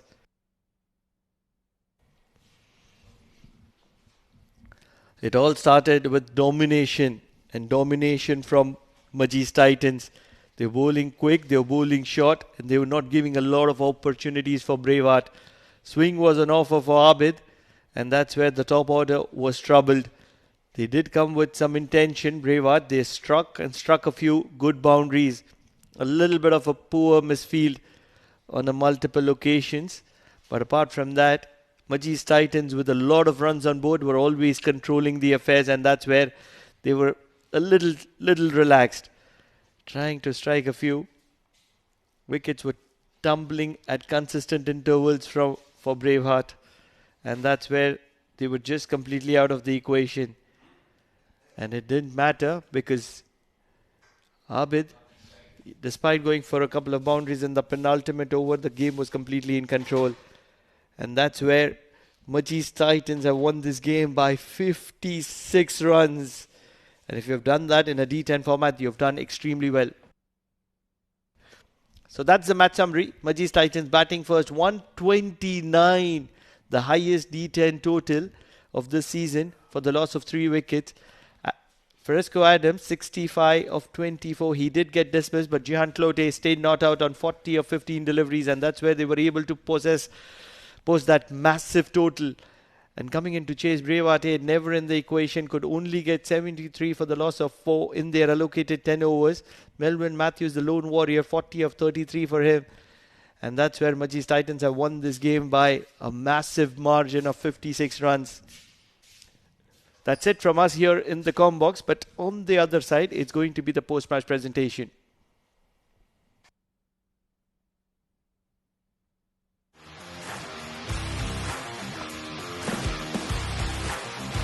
He has timed that one well. That is the call, straight in. Beautiful ball. Edge away, yes it is.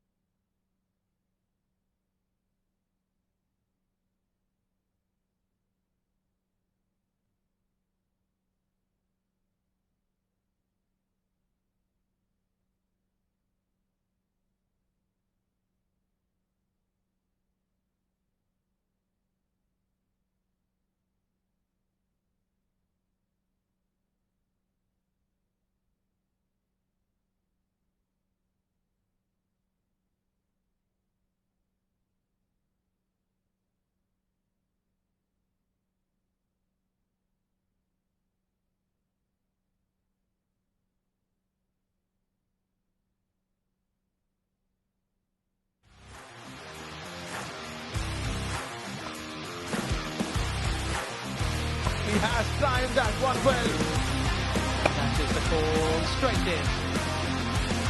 Beautiful ball. Edge away. Yes, it is.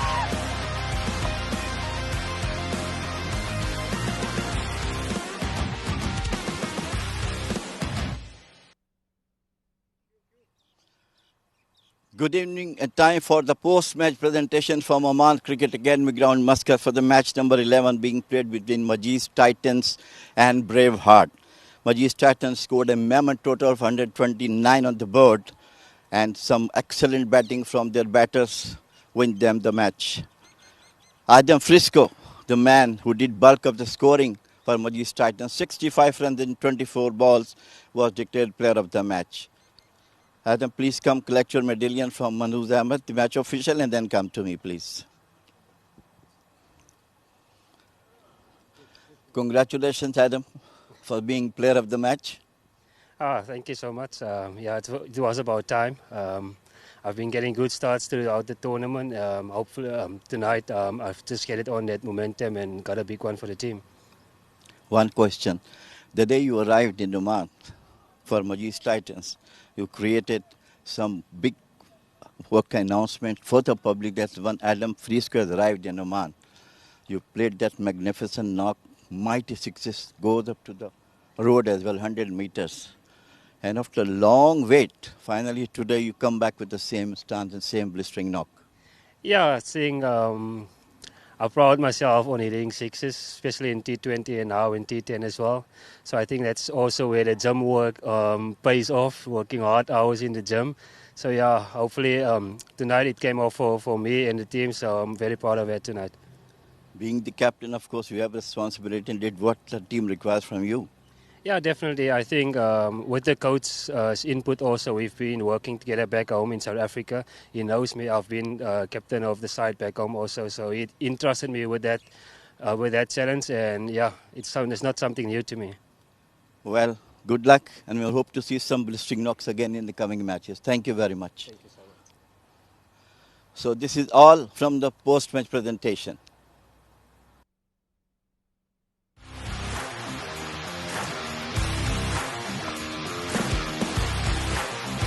He has timed that one well. That is the call, straight in. Beautiful ball.